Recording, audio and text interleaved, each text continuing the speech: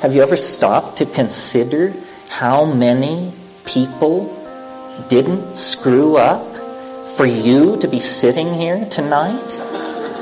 You know, your ancestors, how many times there were opportunities for, you know, the saber-toothed tiger to strike back, or the hunt to fail, or the fever to sweep through, or the breast to go dry, or how many times were there opportunities that somebody had their eye on the ball, somebody paid attention. You are the inheritor of that process. There's a lot of talk in the New Age, Schmage, about the Tao of the ancestors, or Tao. Well, what does the Tao of the ancestors mean, except that you are the rearranged genetic component of your particular genetic stream, and your grandfather, your great-uncle, your grandmother, your great-aunt had ways of doing things. Pitting peaches, planting beans, trimming flank steak. That's the Tao of the ancestors, that there's a way to do things. And that when you do things that way, that is the appropriate way for you to do it. And you can tell it's the appropriate way because there is very little energy loss. That's what the Tao is. It is appropriate activity. And from a psychedelic point of view, when we analyze the state of the world, what we see is not that there are many problems, sexism, racism, air pollution, monotheism, you name it. Not that there are many problems, but that there's really just one problem.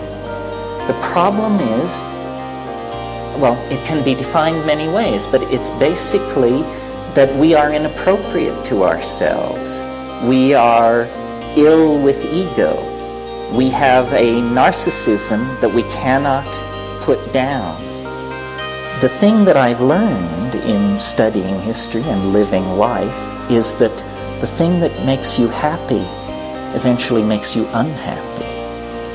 Everything flows. Nothing lasts. And this is a hard truth to come to grips with, psychedelic or otherwise. Nothing lasts. Nothing lasts. Not even yourself. And I think that monotheism is appealing philosophically, has a certain economy. One God, you know, that wraps it up nicely. But, you know, you've got to be a little more subtle than that. Let's take a Jungian perspective for a moment. Our gods are the images that we collectively empower ourselves to emulate.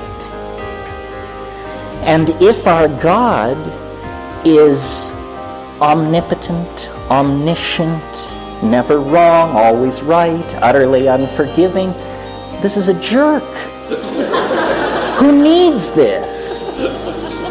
We don't need this.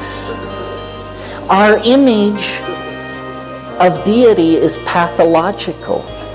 Our image of deity is the image of the cancerously untamed ego. And until we do something about this, we haven't got the prayer of a snowball in hell. Exhortation is not going to do it. And now time is running out. Time is running out. The human story is not going to be allowed the luxury of being a comedy. You know what a comedy is? A comedy is when you've got no choice. This is going to be a tragedy because the cards are on the table. You know, if you drown because this boat is sinking, it's because you didn't bother to wander over and climb in the lifeboat. That's the kind of situation we're in. History is an absolute nightmare, and it can only be redeemed by us. This is this thing about the Tao of the ancestors.